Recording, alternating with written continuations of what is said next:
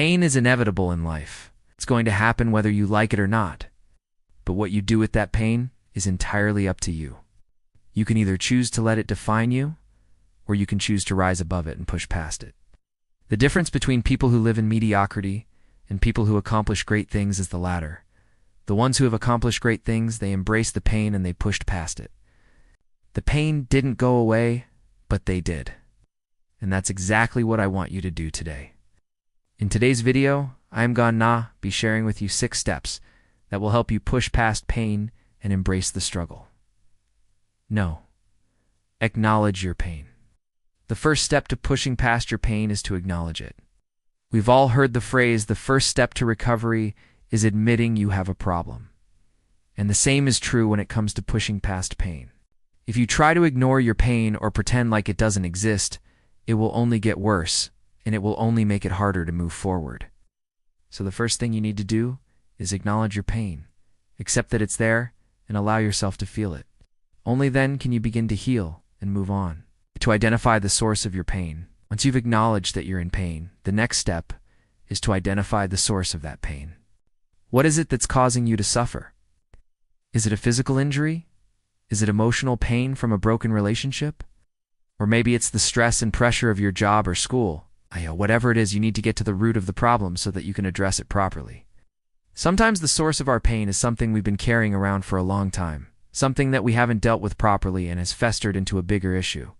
Other times, the source of our pain is something that happened recently. Either way, it's important to identify the source of your pain so that you can take steps to heal. 3. Challenge your negative thoughts. When we're in pain, it's easy to start thinking negatively. We might start to believe that we're not good enough or that things will never get better. These negative thoughts can become self-fulfilling prophecies, meaning that we end up making our situation worse because of the way we think about it. For example, let's say you're in a lot of pain because of a recent breakup. You might start thinking things like, I'll never find anyone else who loves me, or I'm not attractive enough. These thoughts will only make you feel worse, and it will make it harder to move on. So it's important to challenge your negative thoughts and replace them with more positive and realistic ones. Is it really the end of the world? Will you really never find someone else? Probably not. Will you be okay if you don't get that promotion? Most likely yes. We often put ourselves through unnecessary pain by thinking the worst-case scenario is actually going to happen, when in reality, most of the time, it doesn't. So when you're feeling down, take a step back and challenge your negative thoughts. Ask yourself if they're really true and if they're helpful. Not, then let them go and focus on the positive. 4. Don't focus on the why. When we're going through a tough time, we often try to figure out why it's happening to us. We ask questions like, why did this happen to me? Or, why am I the only one going through this? When we focus on the why, we give ourselves the power to dwell in our pain. Instead, we should focus on what we can control, which is how we respond to the situation. As Viktor Frankl said, between stimulus and response, there is a moment. And in that moment, our growth and development as human beings lies. It isn't our power to choose our response. And in our response lies our growth and our freedom. So instead of asking why, ask yourself, what can I do? Even if you don't have all the answers, even if it feels like there's no light at the end of the tunnel, just keep moving forward. Trust that things will eventually get better. 5. Forgive yourself and others. When we're in pain, it's easy to hold on to grudges. We might blame ourselves for something that happened, or we might blame someone else. But holding on to grudges and resentment will only cause us more pain. We need to learn to forgive both ourselves and others.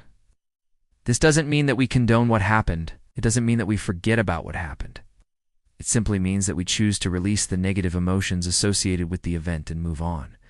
When we forgive, we're not doing it for the other person. We're doing it for ourselves. We're freeing ourselves from the burden of anger and resentment.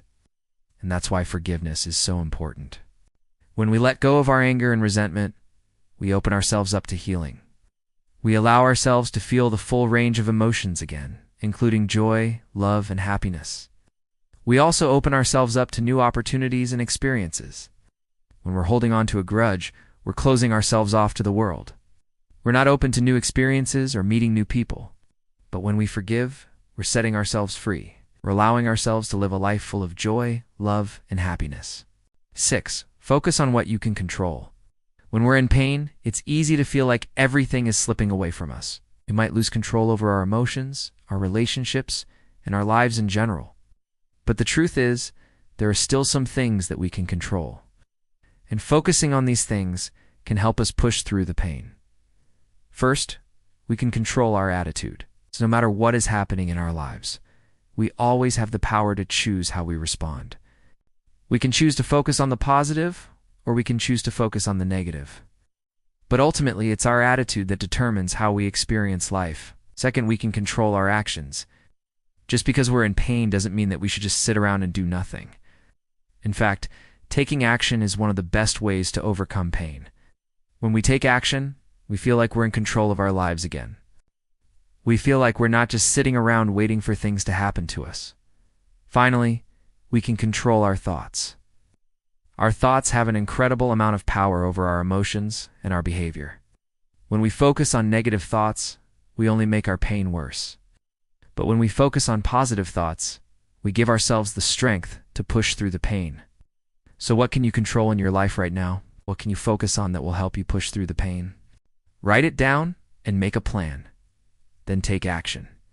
By taking action, you'll feel like you're in control of your life again. And that's the first step to overcoming pain. I know that right now you may be going through a difficult time in your life. You may feel like you're in a lot of pain and that there is no hope for the future. But I want you to remember that you are stronger than you think, have the ability to push past your pain and create the life you want. The first step to doing this is acknowledging that you're in pain and allowing yourself to feel it. It may be difficult to admit that you're in pain, but it's important to remember that you're not alone. Everyone experiences pain at some point in their lives. The key is not to let the pain define you. Instead, use it as fuel to help you grow and become stronger. Embrace the struggle and know that it will pass. Remember that you are stronger than you think.